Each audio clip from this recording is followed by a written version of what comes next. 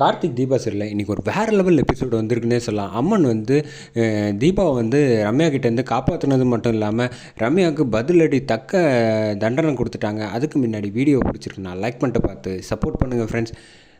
இந்த பக்கம் கார்த்தி வந்து ஓடி வராங்க.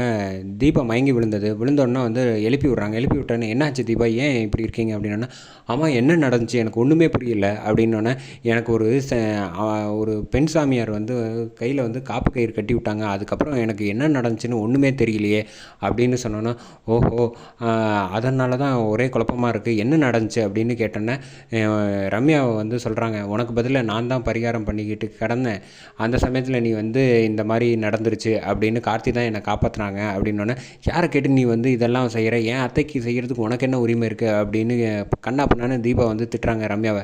இல்லை தீபா உனக்காக தான் நான் செஞ்சேன் அப்படின்னு. இப்போ பாரு உன்னால் என் அத்தையை வந்து நான் எப்படி வந்து என்ன பண்ண போகிறேன், காப்பாற்ற போகிறேன், என்ன எனக்கு ஒன்றுமே புரியல அப்படின்னு சொல்லிகிட்டு இருக்கப்ப தீபா கோச்சிட்டு அங்கேருந்து போயிடுறாங்க. கார்த்தி வந்து ரம்யா கிட்ட அவங்க ஏதோ பதட்டத்தில் இருக்காங்க, அப்புறம் பேசிக்கலாம் அப்படின்னு சொல்லிட்டு காரில் அழைச்சிட்டு போயிட்டுருக்காங்க.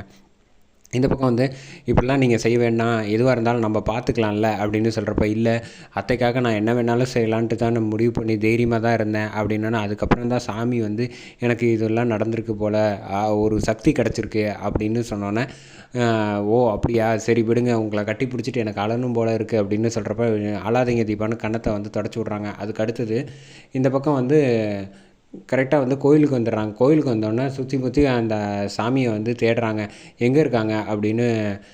அந்த அம்மா வந்து என்ன தீபா எப்படி இருக்க அப்படின்னு சொல்கிறப்ப, கரெக்டாக வந்து ரம்யாவும் அந்த கோயிலுக்கு வந்துடுறாங்க. யார் தான் வந்து தீபாவுக்கு வந்து அந்த சக்தி கொடுத்தாங்களோ அவங்கள வந்து முதல்ல பார்த்தாக்கணும் அப்படின்னு சொல்லிட்டு இந்த பக்கம் தீபாவை ஃபாலோ பண்ணிட்டு வராங்க.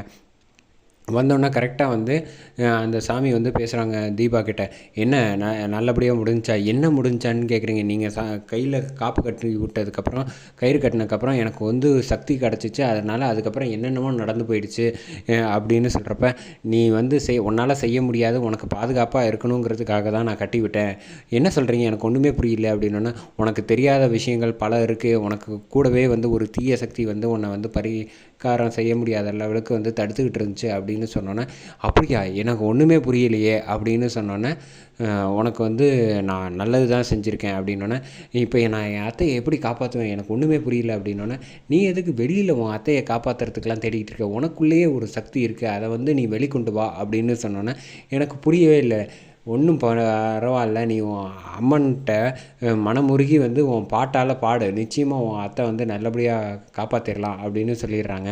அப்படியா சொல்கிறீங்க, நிச்சயமாக நடக்கும், நீ தைரியமாக போ அப்படின்னு சொல்லிட்டு திரும்பி பார்க்குறாங்க, அவங்கள காணோம்.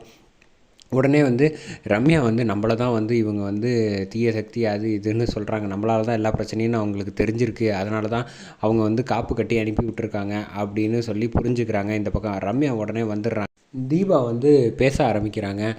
என்ன சொன்னாங்க அந்த சாமி அப்படின்னு சொல்கிறப்ப வந்து, அதுவா என்னை அம்மன் கிட்ட உருகி பாட சொல்கிறாங்க அப்படின்னோன்னே, ஓ அப்படியா, அப்படி பாடினா அத்தை நல்லபடி ஆகிடுவாங்களா அப்படின்னு சொன்னோன்னே, ரம்யா வந்து தீபா பாடவே கூடாது, எப்படியாவது இவளை வந்து தடுத்தாகணும், என்ன பண்ணலாம் அப்படின்னு யோசிக்கிறேன், என்னால் தான் வந்து அத்தை முழிச்ச மாதிரி இருக்கணும், கார்த்திகிட்ட நல்ல பேர் எடுக்கணும் அப்படின்னு சொல்லிட்டு இந்த ஒரு சொம்பில் வந்து கலந்து விட்டுறாங்க. ஏதோ ஒரு இது கலந்து விட்டதுக்கப்புறம் அதை வந்து தீபாவை கொடுக்க வைக்கிறதுக்காக கையில் எடுத்துகிட்டு வந்து கொடுக்குறத வந்து தீபா சாப்பிடலான்னு போகிறாங்க. அப்போ கரெக்டாக அந்த சாமி வந்துடுறாங்க, எனக்கு அந்த பானகம் வேணும் அப்படின்னோடனே, எதுக்கு நீங்கள் வாங்குறீங்க அப்படின்னு ரம்யாவை கேட்டோன்னே, இல்லை அதுக்கு ஒரு காரணம் இருக்குதுன்னு ரம்யாவை பார்த்து சொன்னோன்னே கடுப்பாகிறாங்க. அவள் வந்து டயர்டாக இருக்கா, அவளுக்காக கொடுத்தா நீங்கள் ஏன் அதை வாங்குறீங்க, வேறு வேணால் உங்களுக்கு வாங்கி தரேன் அப்படின்னு, எனக்கு இதுதான் வேணும் அப்படின்னு தீபா கிட்டேருந்து வாங்கிடுறாங்க. சாமி செம்ம மாதம் இருந்துச்சுன்னே சொல்லலாம் அந்த சீனு.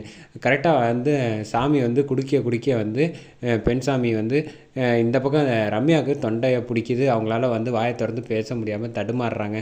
என்னடா நடக்குது இது அப்படின்னு சொல்கிறப்ப இந்த பக்கம் தீபா, இப்போ நீ அருமையாக பாட்டு பாடி உன் அத்தையை காப்பாற்றிக்க அப்படின்னு சொன்னோன்னே, இந்த பக்கம் இவங்க பார்த்துட்டு போயிடுறாங்க. ரம்யா வந்து திருன்னு முழிக்கிறாங்க, அவங்களால எதுவும் சொல்ல முடியாமல் தடுமாறுறாங்க. இங்கே பார்த்துட்டு சாமி வந்து சிரிக்கிறாங்க, அதை பார்த்தோன்னா ரம்யாவுக்கு அதிர்ச்சி ஆகுது. இந்த பக்கம் தீபா வந்து மனமுருகி பாட ஆரம்பிச்சிடுறாங்க. பாட ஆரம்பிக்கிறப்ப வந்து அந்த பக்கம் அபிராமியை காட்டுறாங்க, மனமுருகி வேண்டுறாங்க. அதில் வந்து அபிராமி அம்மாவுக்கு வந்து சரியாகிற மாதிரி காட்டுறாங்க. இந்த பக்கம் ரம்யா வந்து என்னடா நடக்குது ஒன்றும் புரியாமல், கடவுளே தயவு செஞ்சு தெரியாமல் பண்ணிட்டேன் அப்படின்னு நினைக்கிற மாதிரி காட்டி இந்த எபிசோடை சூப்பராக முடிக்கிறாங்க.